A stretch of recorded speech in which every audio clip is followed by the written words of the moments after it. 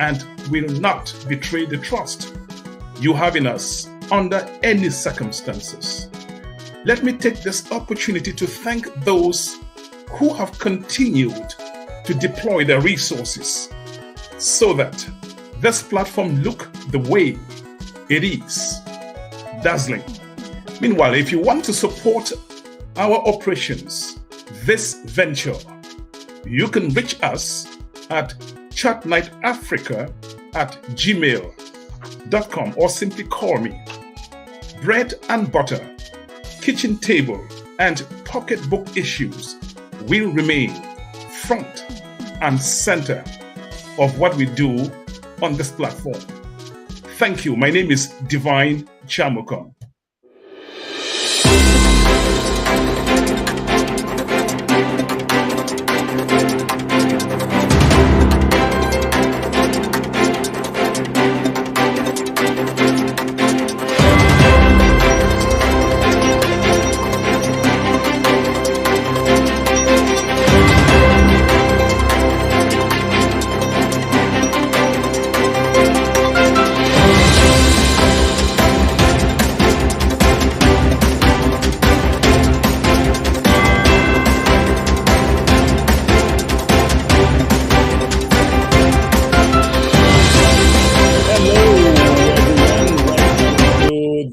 Week's edition of Voices of Africa. My name is Divine Nchamakong, and I'm anchoring this broadcast from the Washington, D.C. metropolitan area. Eritrea was federated to Ethiopia in 1952 and was forcibly annexed 10 years later. An annexation that triggered the formation of the Eritrean Liberation Front, the ELF, and the launch of a long, drawn-out guerrilla war. After long years of war, 30 years with Ethiopia, Eritrea became independent. Isaias Afwerki, the nation's first president, was given control of both the legislative and the executive branches of government. It's now 32 years since Eritrea became independent.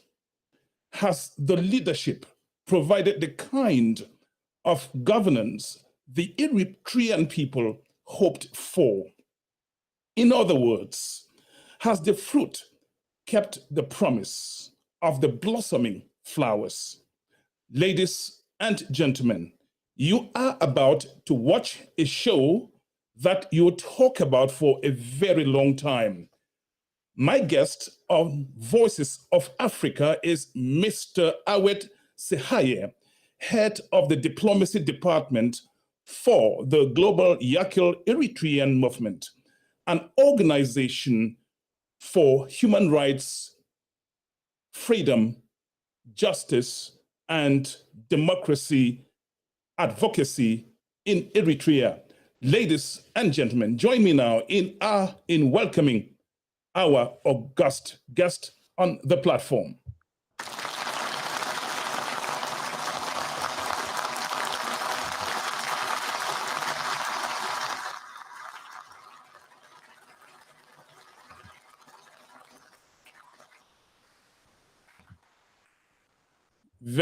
Very good.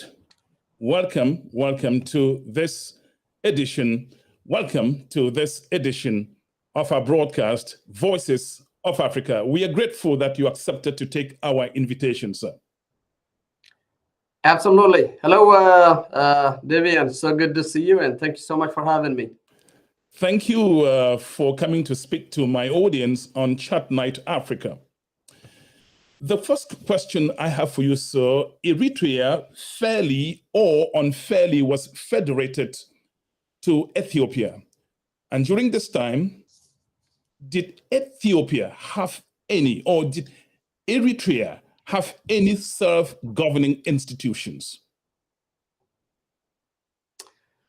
Okay, I think you did a good job of obviously the introduction of Eritrea, but to just take you a little back, obviously like many African countries, we were colonized by the Italians, followed by the British, so on and so forth.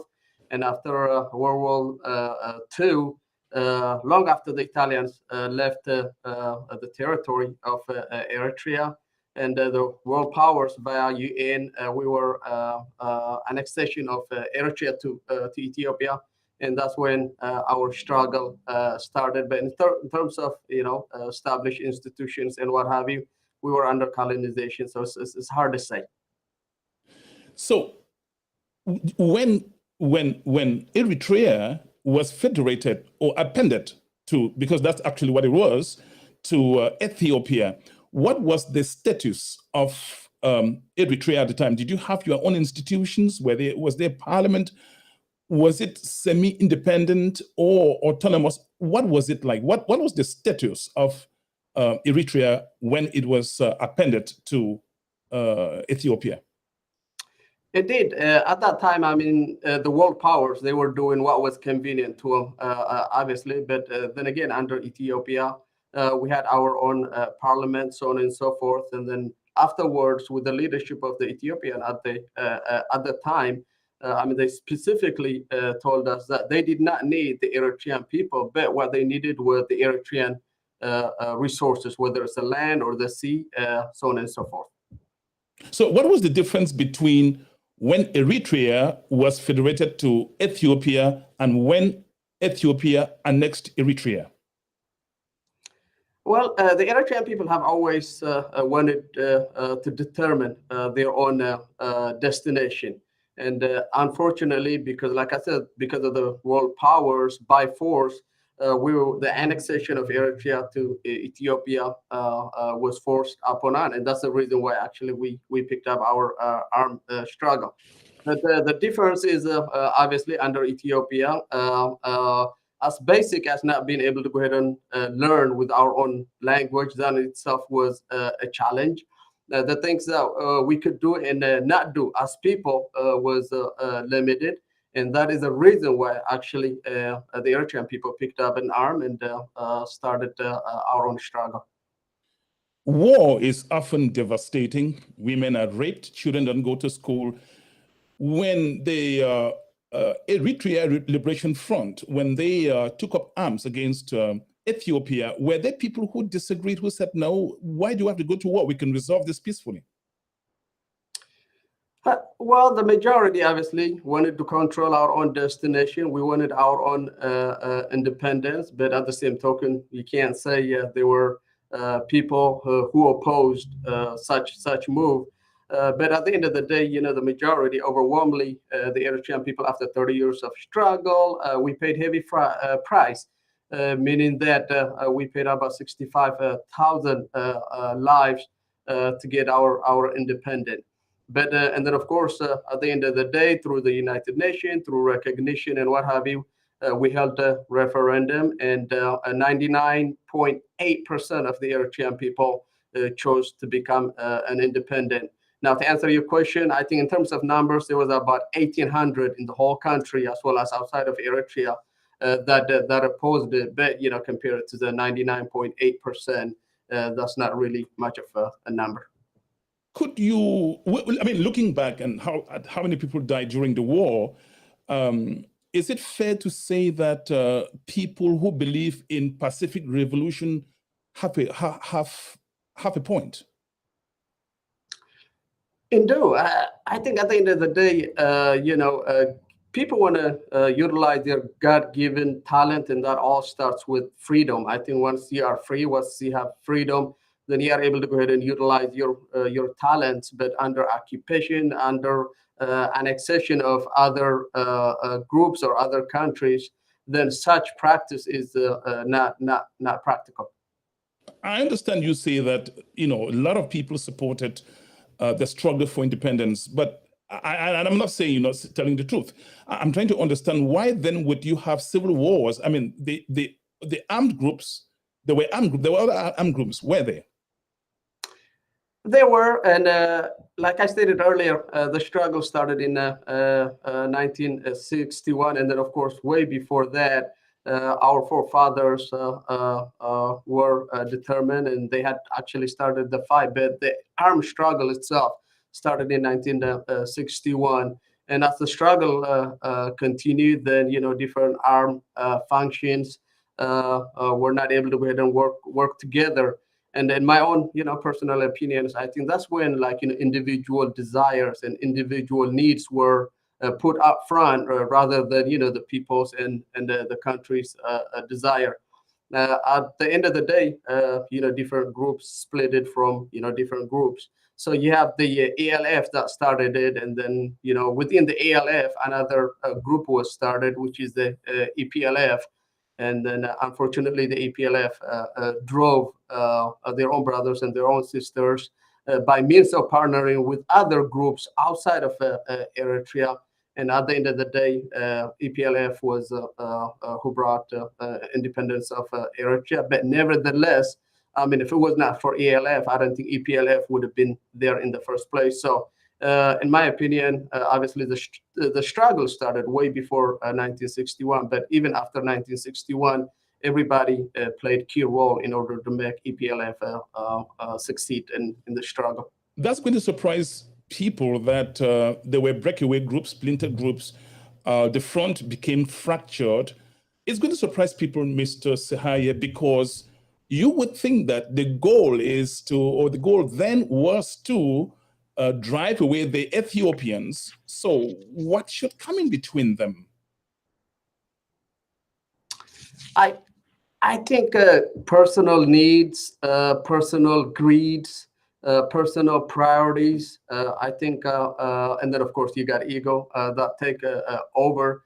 And anytime, if you are fighting for justice and for your country and for your people, then that should be a priority rather than the priority of your own personal needs.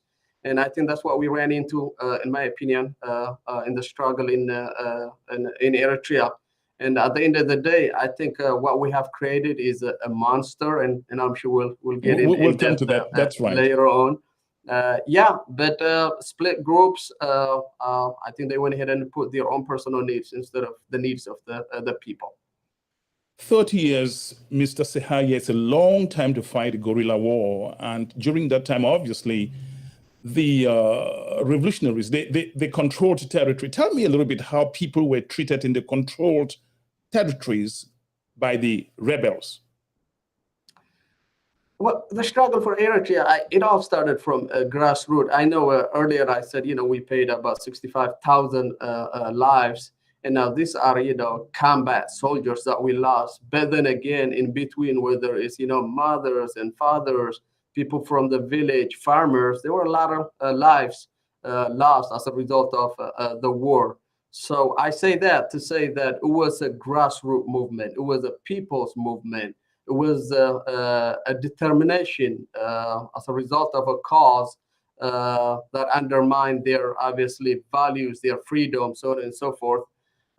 So when I say 65, that's just, the combat soldiers, but there were a lot of innocent lives that were lost as well. But the bottom line is this was a grassroots movement by the people, for the people.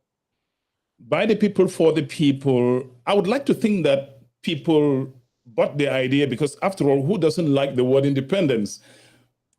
Just like two people getting married, I mean, they like the word wedding, but they forget that after the wedding is the marriage. So did people pay too much attention to independence that they got carried away, not thinking about life after independence? Did people support the revolution, the grassroots support the revolution because they were out of conviction or out of fear? Absolutely. I think that's where we went wrong, Divine. And check and balance didn't exist. And as a result of it, like I stated earlier, we are paying the price for it right now. In addition to that, it was more of like, one group saying that, winner takes it all. But then again, if it was not for ELF, I don't think EPLF would be in the position that it was in. I mean, it has to have a starting point. It has to start somewhere. But at the same token, I think EPLF was one winner takes it all. And I think this is a wrong strategy in terms of, especially if you say that, hey, you are, fighting with the people, for the people. it's not going to take you long in terms of the long run. In addition to that, I think when we were fighting for our independence, for the struggle, we were so focused in just getting independent. We just literally kind of put the rule of law aside. And then once Eritrea became independent, trying to implement the rule of law became a very challenging, because I think the leaders at that time were not used to such policies or such institutions. War is definitely a costly thing. How did you fund this war? Here is a guerrilla group, or here are guerrilla groups fighting the almighty Ethiopian army. And we know Ethiopia has one of the best armies on the African continent. So how did you fund this war? What is it that got the war going? What sustained it? Well, this is an Eritrean secret. Now you are asking me to reveal a secret to you, sir. But hey, we'll definitely we'll share. Well, at the time, Ethiopia, obviously, it had all the tools and the resources in terms of population, in terms of support from whether it's Cuba or Russia, even the United States. But on the other hand, the Eritrean people have had the Eritrean people.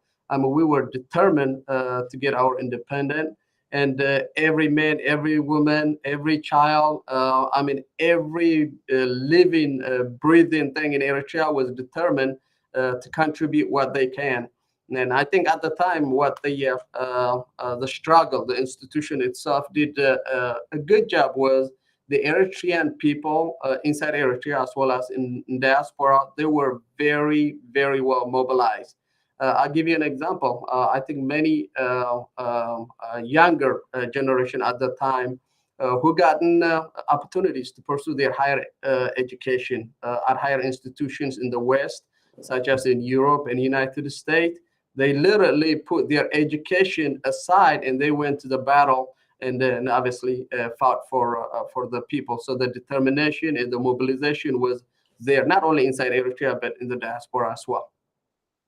I can't get to think or can't imagine that there were schools going on during the 30 years. Were there schools going on? How was life like in the areas controlled by the rebels in terms of hospitals operating, schools operating? How was it like? Well, to be honest with you, at that time, I think the territory that was occupied by our freedom fighters was exceptional in so many ways. I say that because there were many intellectuals and scholars and expertise in different institutions that literally went from the West to the struggle, and then they were contributing. In terms of hospitals, I mean, they were literally building hospitals. In terms of school, they were building schools and they were educating the territories that they were holding on. Now, unfortunately, 32 years later, we didn't even have the type of school or medical institutions that we had back then in the jungles or in the territories that they hold versus in a free Eritrea right now. We're going to come to that. You are watching Voices of Africa, and my guest on the platform is a political scholar, Mr. Awesehai.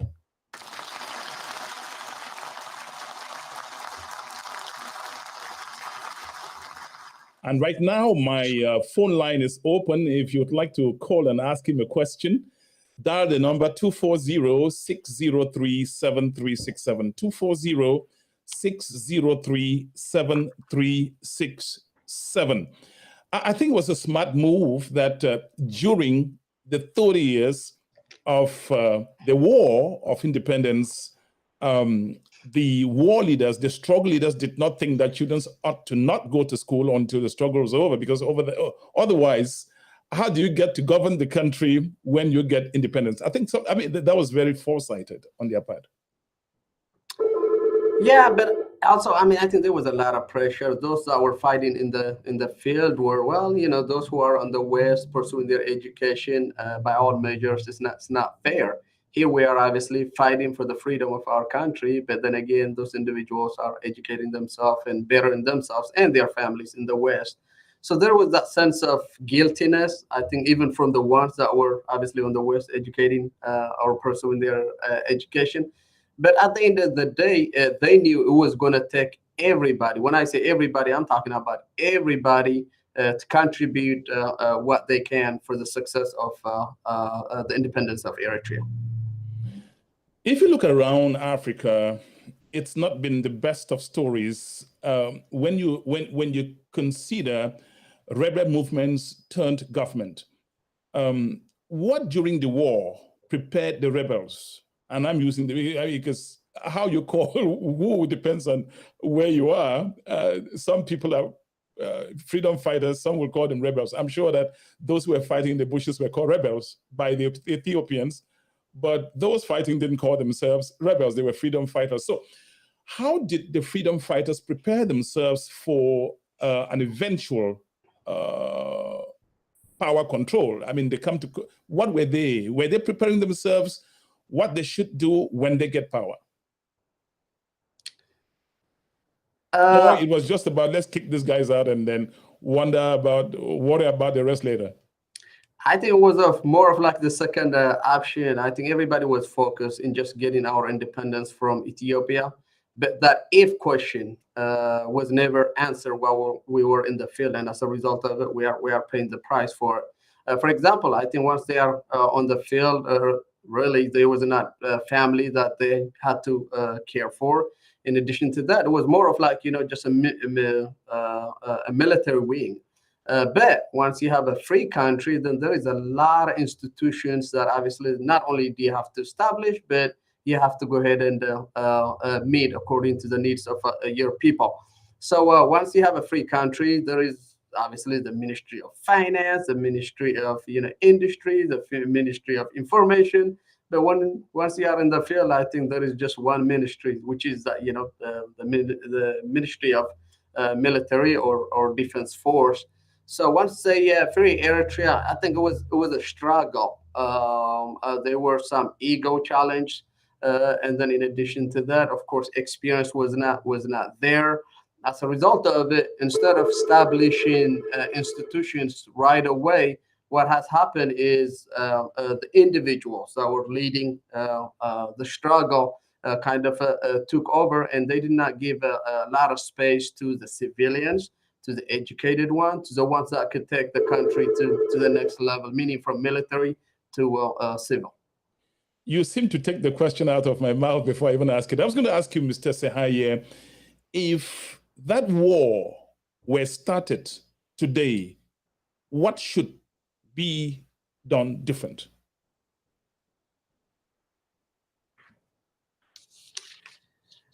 I think checks and balance has to be there. Somebody's going to tell you that you can't talk of checks and balances when people are firing AK-47s left and right. Absolutely, but we have to always answer, I think, the if question. It's more of like, buying an insurance, you just never know what's going to happen in the game of life. Therefore, you purchase an insurance, just the if, for security purposes. But also, I think as you continue to struggle for your freedom and for your independence as a country, it is critical to answer that if question. Once we get our independence, once we get our freedom, how are we going to go ahead and govern? How are we going to go ahead and establish constitution? Is it going to be by the people, for the people? I think these thoughts need to be entertained beforehand. But once I think you have a free country, can you hear me? Yes, I hear you. Yeah, but I think once you get to that level of free country, then you have these individuals that feel that they could do as they please. And all this behavior started on the field, and it is critical that be corrected while you're on the field. What was the philosophy that guided the war?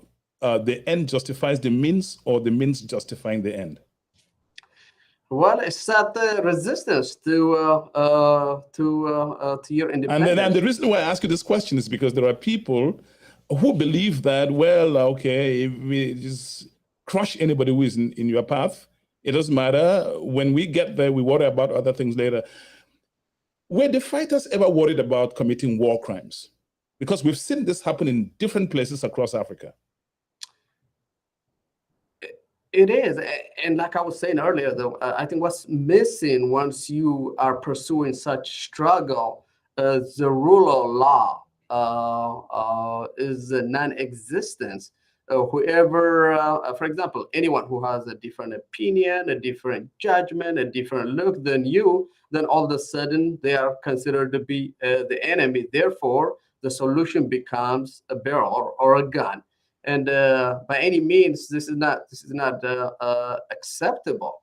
And I think that's what we ran into in Eritrea. Even during the struggle, there were a group of people who were highly educated, who are highly capable of governing, the country, the people, so on and so forth. But since they were educated, since they were intellectuals, they were a threat to the group at that time, who is the current president and what have you. So his first instant solution was to go ahead and eliminate these individuals. And in the early 1970s, that's exactly what he did. And from that on, everything that he did or how he governed was through fear. So what triggered the civil war? And I'm not talking this time around about the war between ELF, Eritrean Liberation Front, against Ethiopia. I got to understand that there were some civil wars within Eritrea itself. Tell me about it. It's probably one of the saddest history of our country. I mean, obviously, once we started the struggle. It was for our independence, fighting Ethiopia.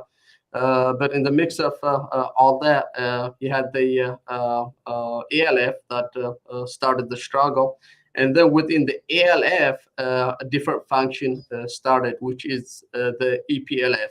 Under the current dictator, Isaias Afwerki, he started his own wing. So by means of partnering with external forces, which were guerrilla fighters at that time from Ethiopia, he was able to go ahead and push out ELF, his brothers and his sisters, who obviously share a common goal, which is an independent Eritrea. But once he did that, then just imagine he got two functioning groups with one objective, one goal, which is to see a free Eritrea. They were fighting each other, and it was a lose-lose situation for the Eritrean people. But once the EPLF pushed ELF out, then obviously they had the field for themselves. And in the 1991, they were able to go ahead and free the country. We love Childlike Africa. It's surprising. It's coming across to me like a miracle, Mr. Sehaye, that you have the first enemy number one, that's Ethiopia, and then within the fighting front, you have breakaway splinter groups, and yet they're still able to fight the enemy. Honestly, I don't know how they pulled this off. What did you do that got international attention to this war? Question is, did the ELF or the EPLF get any support internationally? Well, I mean, first and foremost, obviously, like any challenge, the most support that you could get is from your people. So, like I said, internally and externally, the Eritrean people were very mobilized.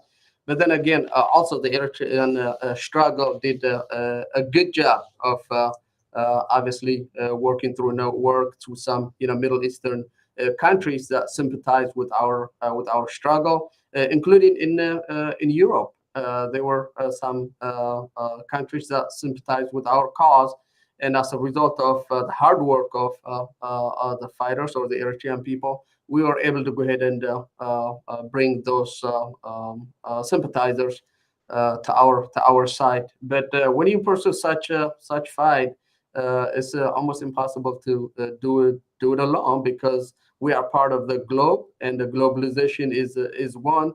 And it's critical that you bring as many friends or sympathizers to your cause on your side.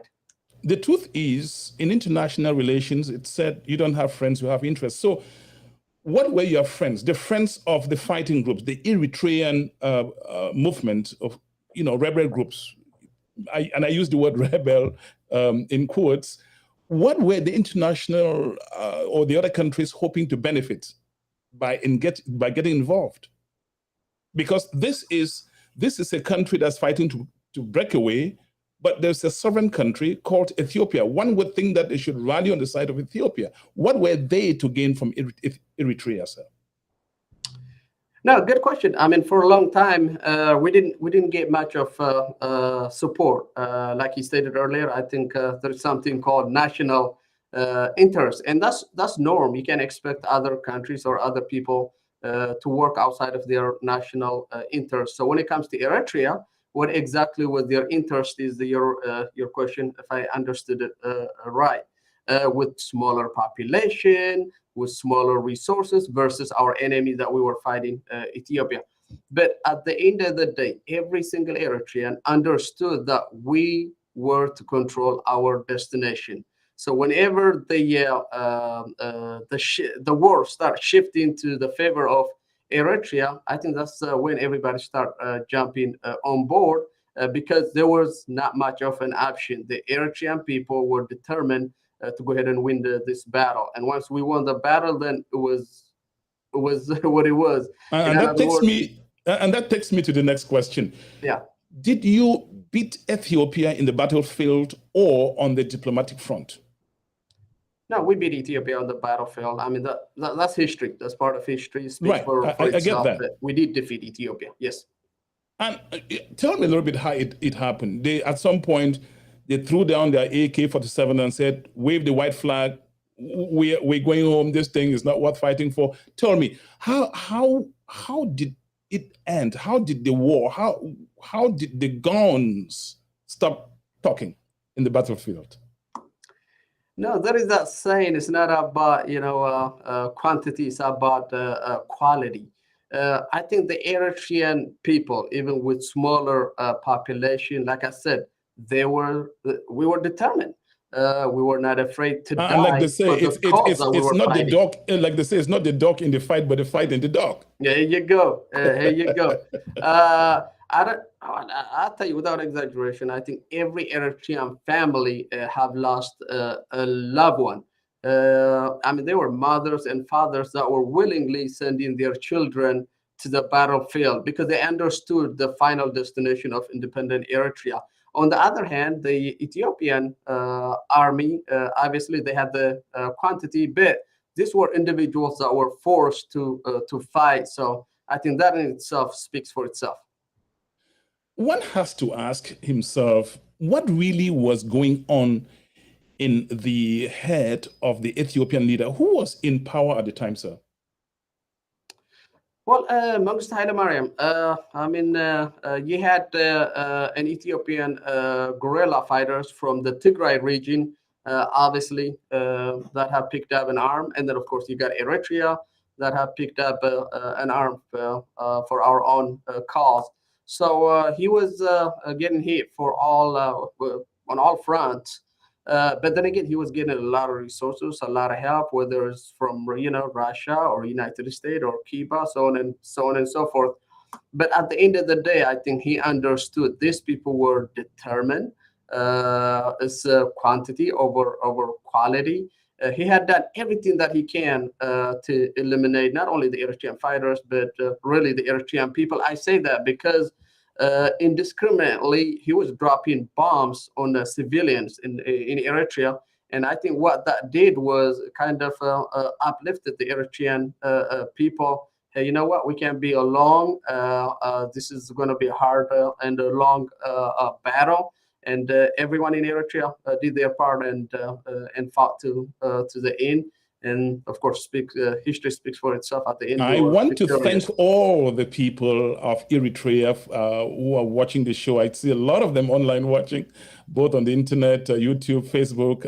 This show is being broadcast on different platforms concurrently. What was the role of the diaspora in the 30 years of conflict between Eritrea and Ethiopia? People what were they doing? I know there wasn't internet at the time. Perhaps their role would be different. But how did they participate to liberate the homeland?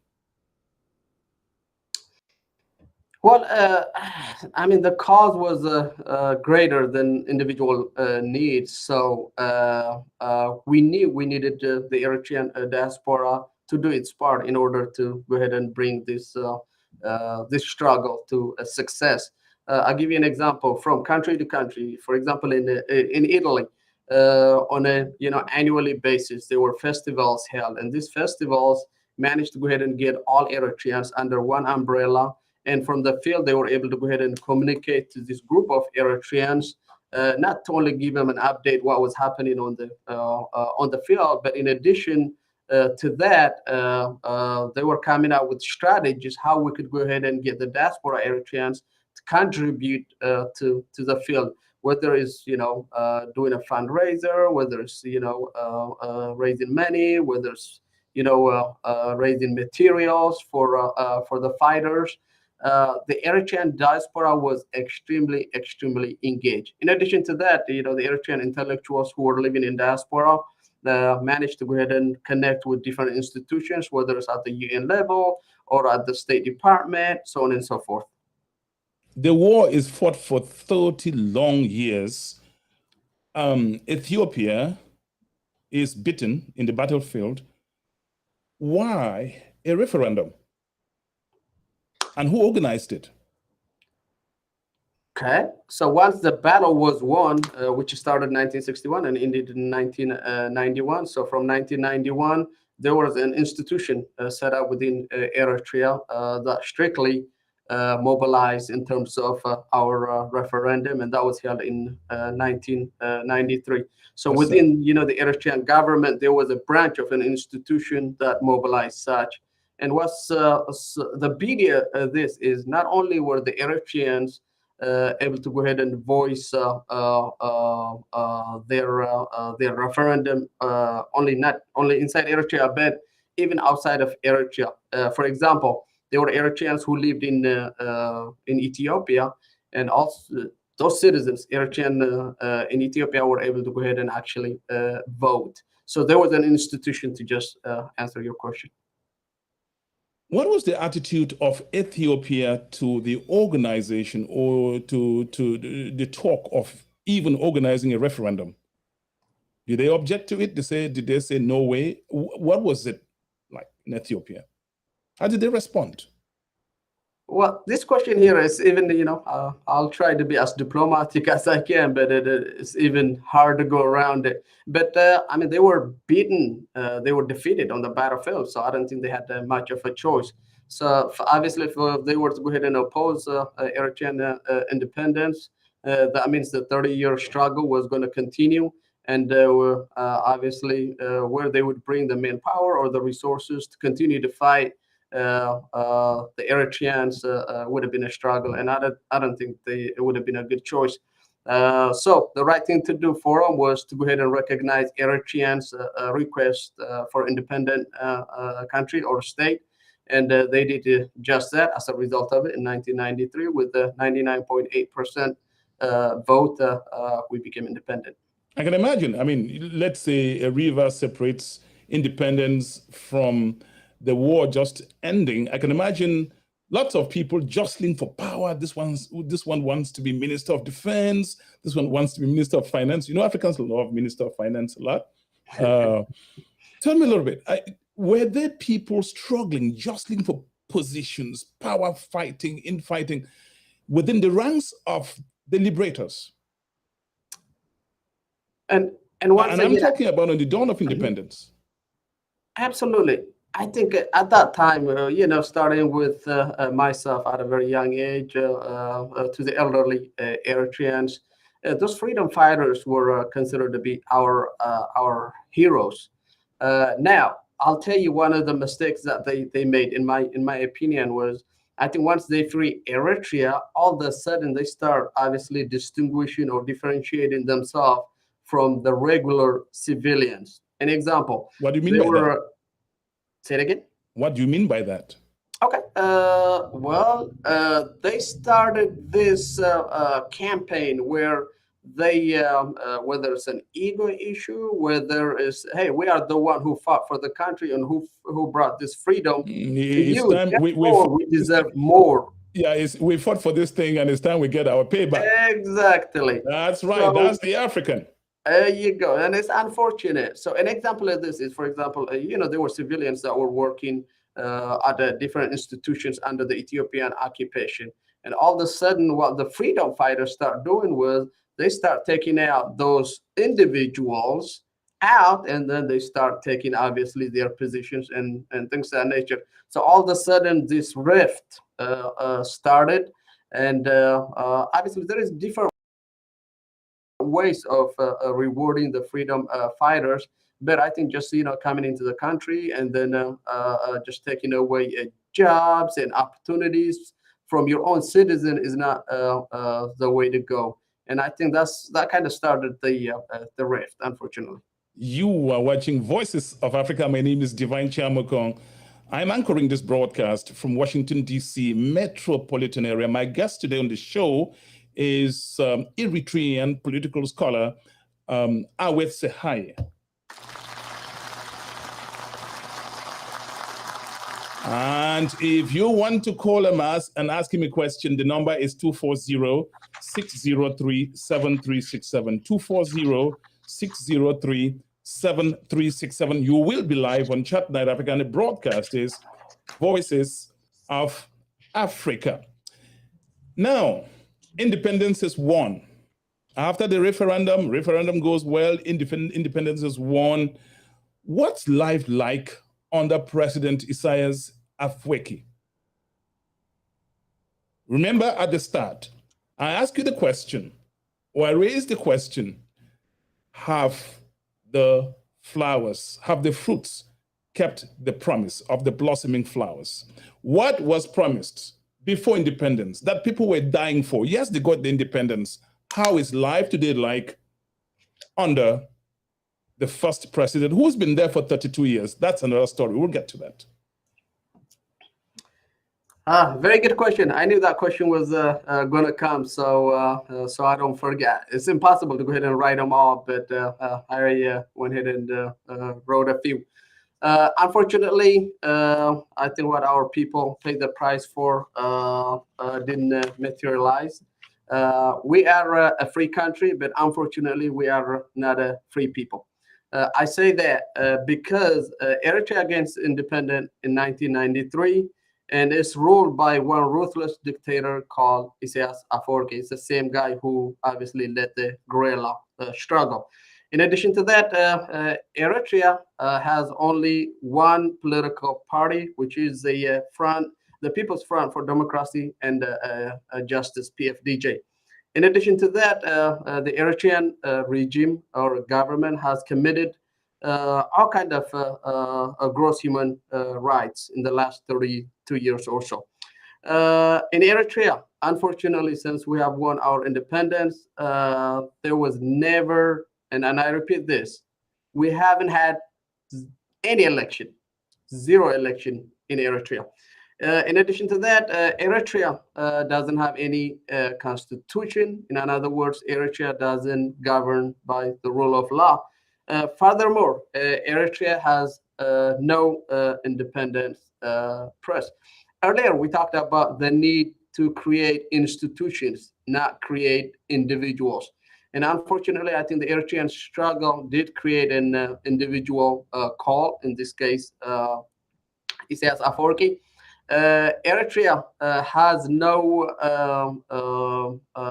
higher education institution, in other words, a university.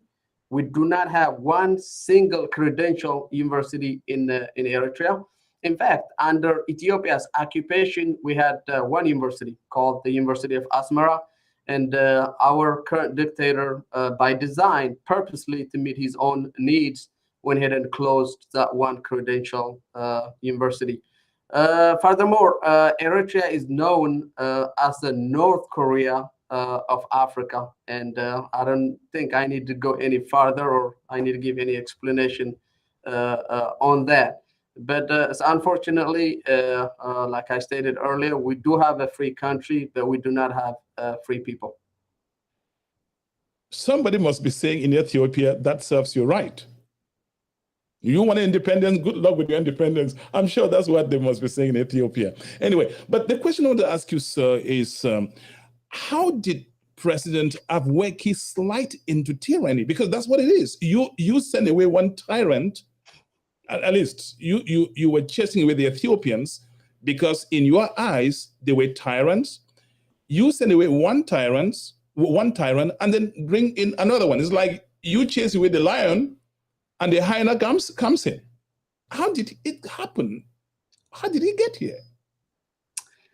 Well, this didn't happen overnight, and it all started during our struggle. I think there were many mistakes made, and instead of fixing those mistakes, or instead of addressing those mistakes back then, and we just overlooked it, and we were so focused in just getting our independence from Ethiopia. As a result of it, here we have created a monster. And yeah, I think once you get a taste of the power, not being able to go ahead and govern by anything, by any court, by any executive, by any institution, by any committed, really is Eritrea is an audience of one, meaning that the whole country just works hard to please one individual. And now, when I say the whole country, I'm not saying the Eritrean people, but the people who are enabling him to do what he's doing, whether it's the high-ranking military guys or the different individuals that are serving different ministries. So there is no institutions. The only institution that exists in Eritrea is the military. Other than that, there is no such as institution. You work overtime to please one individual, which is that Isaias Afwerki. In addition to that, Eritrea has become, we are a small population. By the way, there is not a public figure or number that is released by the Eritrean government that states the Eritrean population is XYZ. But by estimate, we say about 3.5 million is the Eritrean population. Now, just think about it, David. A country with 3.5 million population is one of the highest refugee producers on planet Earth. So the question becomes, why are Eritreans living in Eritrea? Because the country under this dictatorship have become unlivable. That's really worrying, because under Ethiopian occupation, there is a university.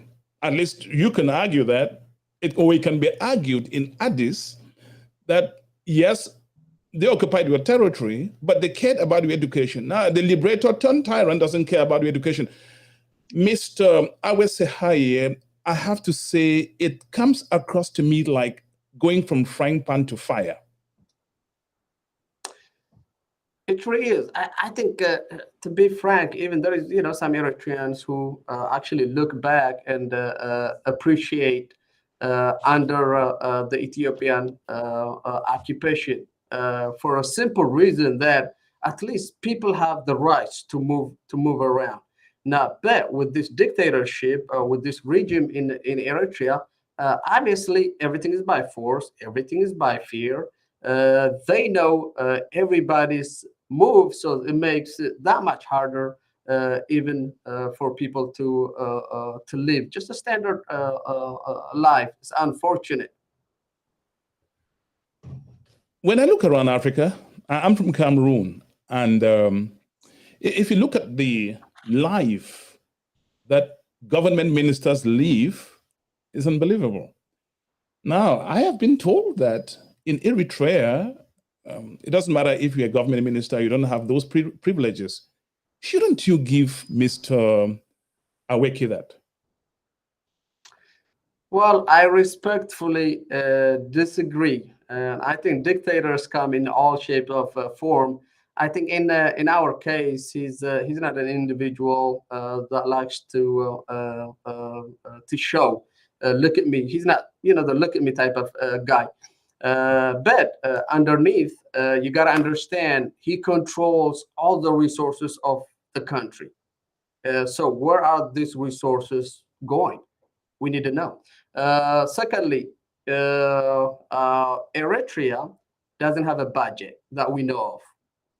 The government of Eritrea, or the regime, it's kind of hard to even call them a government because they don't do any governmental work. But Eritrea doesn't have any budget that we know of. Therefore, where is this money, or where is this budget going?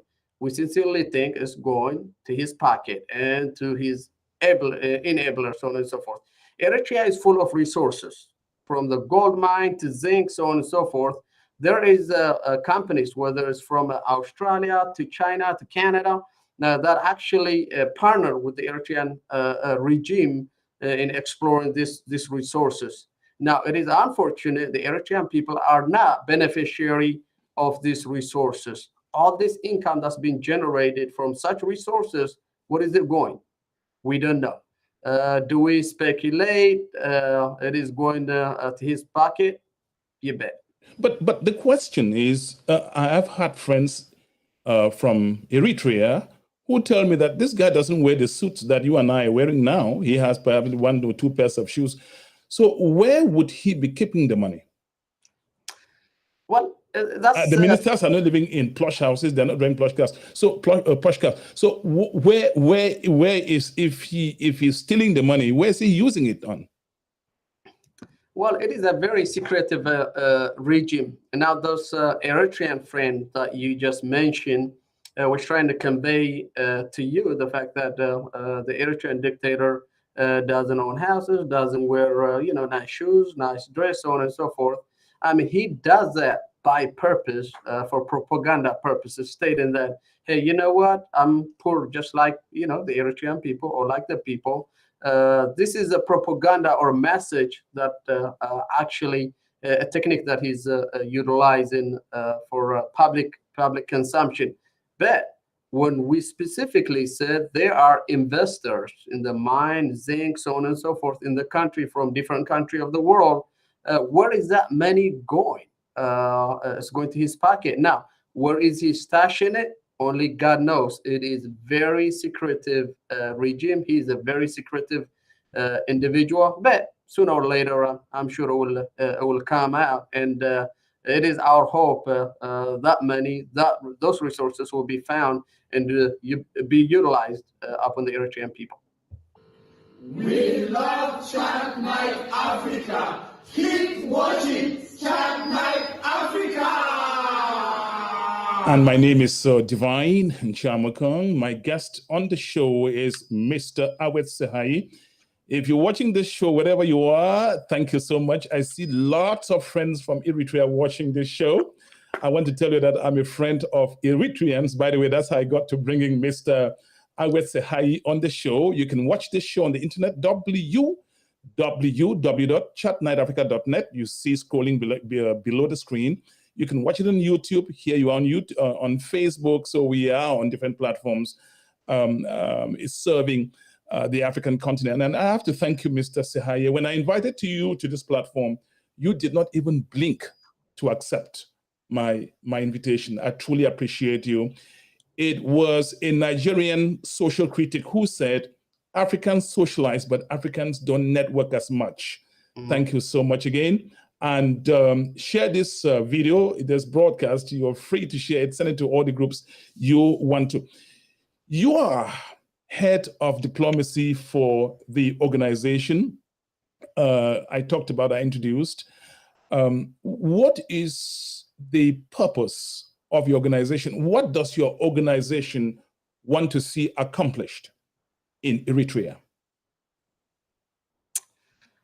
Yeah, I think you did a very well, a good job during the introduction. But yeah, I'm one of the leaders of the Global Yakel Eritrean movement. We are a grassroots movement, consists 11 countries in worldwide. And our goal is obviously to see free Eritrea. Like I stated earlier, we have a free country, but we don't have free people. And a free country without free people is non-existent. It's unfortunate. And the Eritreans are struggling in Eritrea, as well as in diaspora. And to bring a solution to such challenge, our institution is working overtime.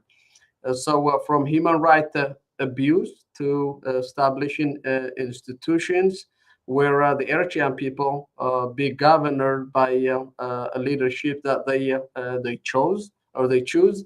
Until that is obviously accomplished, we're going to continue to fight the regime in Eritrea. The regime in Eritrea knows one thing, which is everything that they do is to externalize it and then trying to mobilize the Eritrean people for that externalization that they create themselves. So sad that Eritrea is the only country on planet Earth that have fought with all its neighbors, with Yemen, with Djibouti, with Ethiopia, with Sudan, so on and so forth. And our institutions, such as the Global Yakel Eritrea movement and other justice seeker Eritreans, are fighting the regime to let the world know that we are a peace-loving and hardworking people. And we bring that forefront and trying to bring change in Eritrea. Mr. Sehaye, here are you in the United States slamming the leadership of your country. He doesn't care about where you are. He doesn't care about the West. He doesn't care about the United States, sir. No, I disagree. I think on his little corner of his world in Eritrea, I mean, he's going to do what he wants to do. But at the same token, we as people, Eritrea as a country, we are part of this globe. And I think the decisions that are made, whether it's by United States or anywhere else, does affect Eritrea. I'll give you an example. Through our hard work and through the hard work of other Eritrean justice seekers, we have actually the Eritrean regime sanctioned by the United States. And this has given us the advantage, the fact that the Eritrean regime cannot come to diaspora and mobilize its supporters like it used to. So one way or the other, I mean, he could hide in Eritrea, but at the end of the day, I think globalization is globalization. You need working partners. Your president is not friends with the West. Who is he friends with? Kim Jong, whatever, in North Korea, perhaps? Well, he's friends with China. He's friends with Russia. And by the way, I think building relationship with China or Russia, there's no problem with that. It's a good thing, building relationship with other countries. But at the same token, if it doesn't serve your national interests, then it's a challenge. So could it be that he's more friendly with China, with the Chinese, the Russians and the North Koreans, because they're not going to be asking about human rights abuses and democracy? Absolutely, absolutely. They are on the same camp. Well, David, I'll give you an example. A couple of months ago, as you know, nowadays the Ukraine and Russia war is a huge topic at the world stage. So the United Nations passed a resolution in terms of the Russia's occupation over Ukraine. And about every country on planet Earth opposed the Russian occupation over Ukraine. But unfortunately, our dictator, Isaias Afwerki, actually voted in favor. There were 6 countries that that favored the vote. That's an irony there, because yesterday, 32 years ago, he was fighting against Ethiopian occupation, and now he's supporting the occupation of Russia, of the occupation of Ukraine. I'll tell you, dictators have no boundaries. No boundaries. Good. If I ask you what you want to see happen in Eritrea, you will tell me about democracy, correct? Absolutely. He will argue that democracy hasn't served a lot of African countries. It has promoted tribalism, corruption, wars. So why is he wrong and why are you right? Well, I think democracy in general, I can't just tell you it's just unique to Eritreans. I think democracy and human rights in general is unique to all living things, all human beings.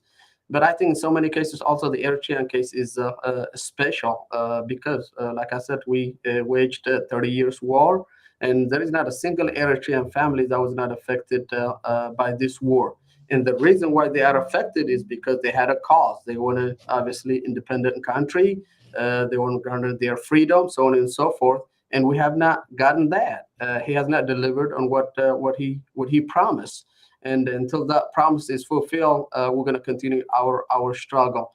I think until the final goal or objective is met, until then our struggle continues. And that final goal and objective be free people.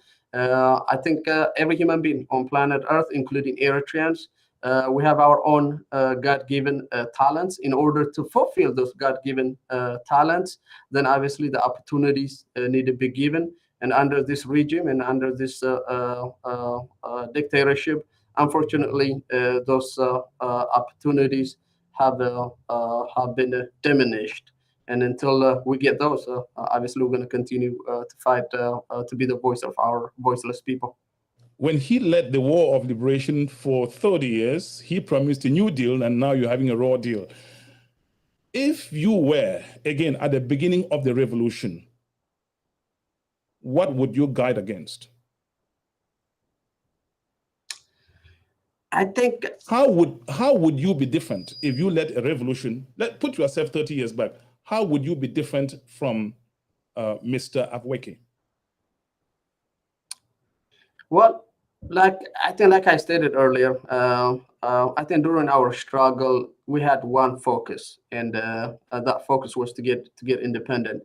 But at that time, if accountability were in place, rule of law were in place, check and balance were in place, then I highly think that we would not be in the position that we are in right now.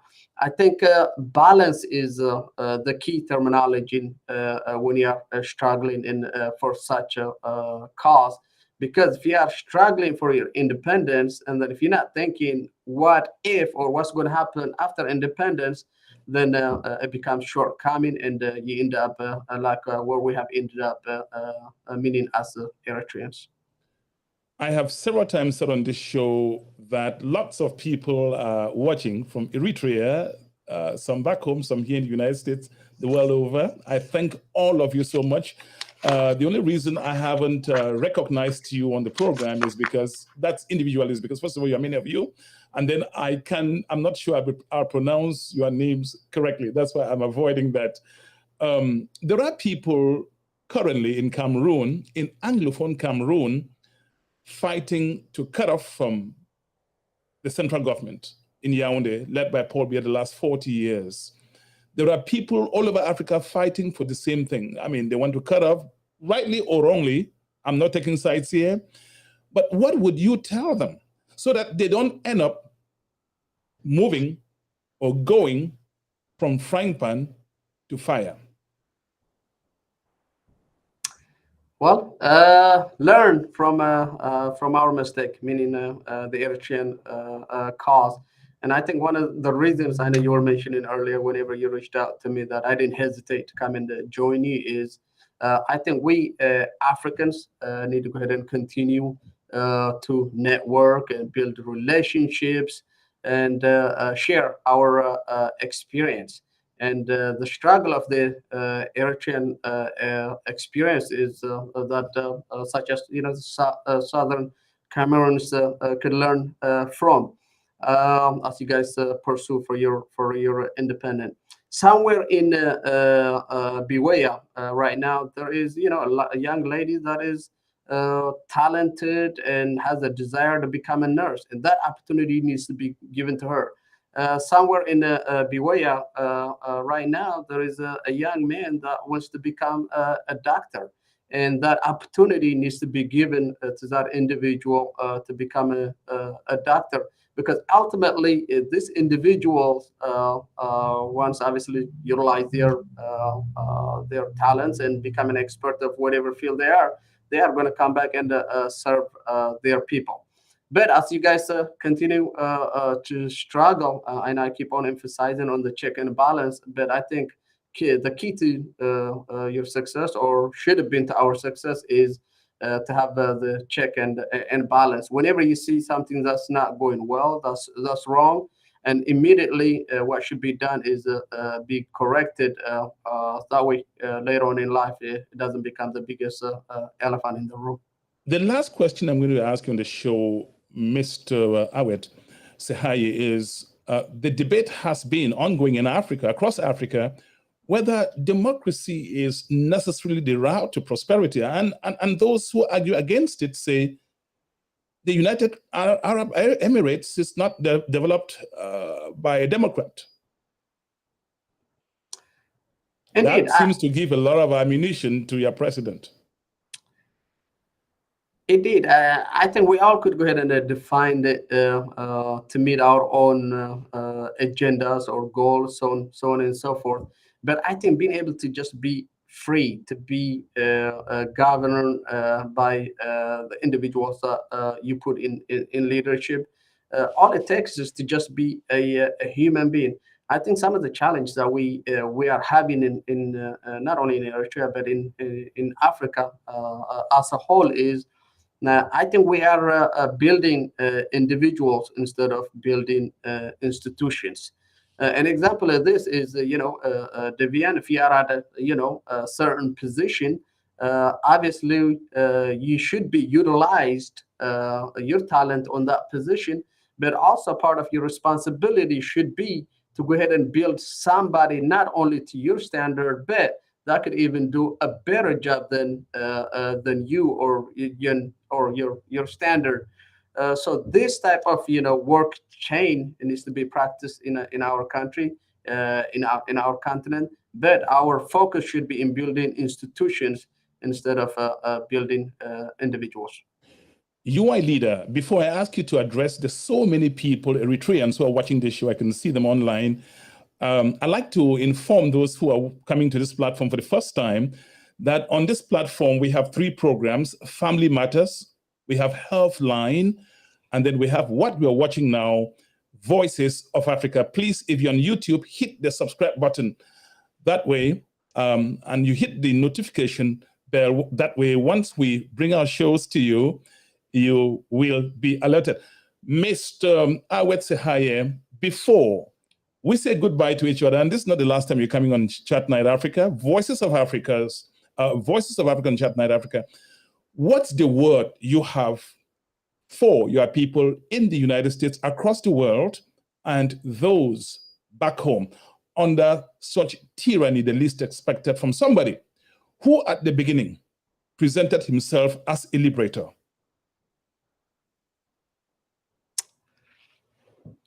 Yeah, I think in the midst of all darkness, at the end of the day, there is a light. And it's unfortunate, I think, what the Eritrean people are enduring at the moment. This is not what we struggled for. We did struggle for the rule of law. In Eritrea, we don't have a parliament. So what that means is between the people and between the government, nothing exists. Nobody is the voice of the people. So if you don't have a parliament, then how are you serving the people? How are you hearing the people? But like all things in life, this shall pass as well. But the Eritrean people are brave. I think 30 years of struggle, small population, but big heart. We were able to go ahead and defeat Ethiopia. I mean, God knows how much size of our size. We've done it before. There is no reason why we shouldn't do it again. But this time, unfortunately, it's against one of our own, or we thought is one of our own. But he's in his late 70s. If we don't take care of him, Mother Nature itself will take care of him as well. But it's unfortunate that he's leaving us a mess. But we Eritreans, if we unite against the struggle, if we operate as one unit, this shall come to an end as well. I'd like to inform the entire Eritrean community I have both friends. I have friends both in Ethiopia. I have so many friends from Ethiopia and friends from Eritrea. If you're organizing any event whatsoever, please let Chat Night Africa know. I'm close friends now with Mr. Awet Sehaye. So let me know. We will always bring you on this platform and ask you some strong questions. I want to thank all the people who have been watching. Please do us this favor. If you're watching on YouTube, hit the subscribe button. There are lots of shows you will see there, lots of shows you'll see on the internet. I also want to thank my producer in Lagos. Thanks to him, we're able to see this broadcast on different platforms across the globe. Mr. Roger Fool, who stayed up to say, Divine, this story has got to be told to the rest of the world. This show has got to be taken to the nooks and crannies of planet Earth. Thank you, sir, for coming. And that's perhaps how we're going to soon say goodbye. We love Chat Night Africa. And my guest today has been Mr. Awet Sehaye.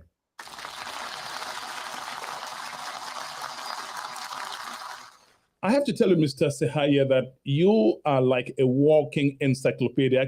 I could chat with you here all day. I just enjoyed talking with you on this show and connecting also with you have so many followers. I'm urging them to share this broadcast to as many people because we Africans need to connect, we need to network, and not also socialize. I know that I asked you for a last word. You have something to say for the last 30 seconds before you go. Listen, I could keep listening to you, but at some point we've got to say goodbye. Something for just 30 seconds to speak to all Africans. No, absolutely, Divine. And I mean, we need this, such networking, such engaging, such sharing experience. We need it all, meaning Africans. But the end goal is for all of us Africans. The end goal is to produce a free and productive society where all our people are able to live a better life. And I think this is a good start where we are just engaging and sharing experiences. I enjoyed our time together. Thank you so much for inviting me. I appreciate you.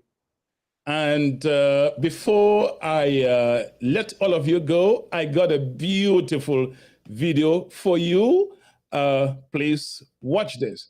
Africa's voice to the world. Chat Night Africa, Africa's voice to the world.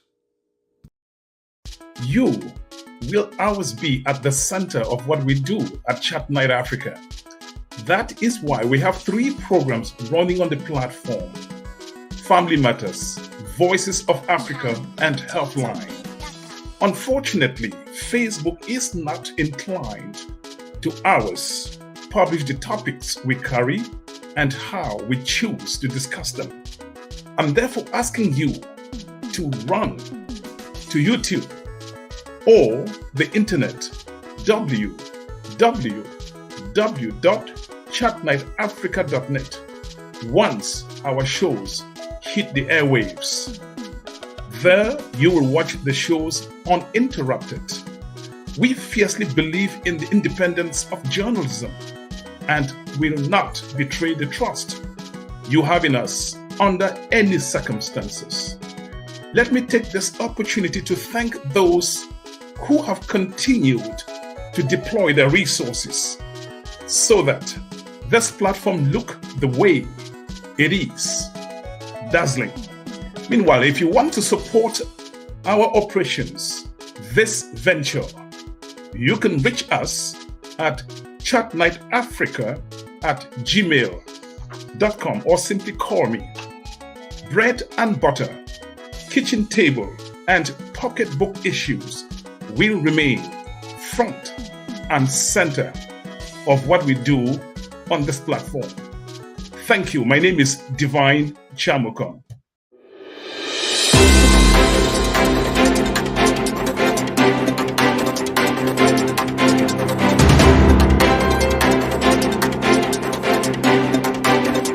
And that's now the end of this broadcast.